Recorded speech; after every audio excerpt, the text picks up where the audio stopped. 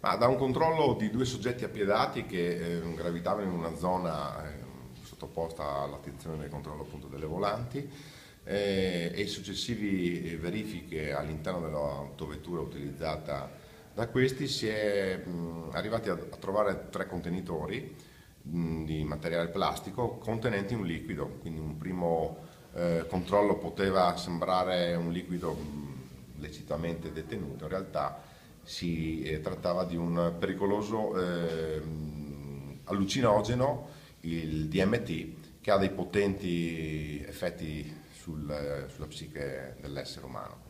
Il più potente probabilmente allucinogeno oggi, diciamo, sul mercato.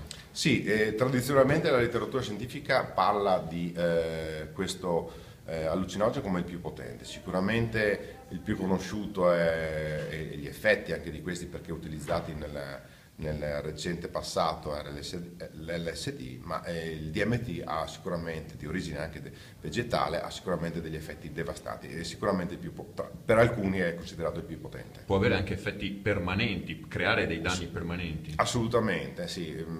I sintomi che possono essere registrati per un uso assiduo e comunque continuo del DMT sono appunto i disturbi di personalità, la percezione sensoriale di sé e di altri e provoca dei danni irreparabili a livello cerebrale. Le indagini come proseguiranno adesso? Nell'immediatezza ovviamente abbiamo operato anche in ausilio con equipaggi della squadra mobile e la palla però passa a loro perché sicuramente i due ragazzi, vista anche la zona che stavano frequentando, o cercavano un punto per approvvigionare, per porsi nel mercato, oppure stavano cercando un nascondiglio.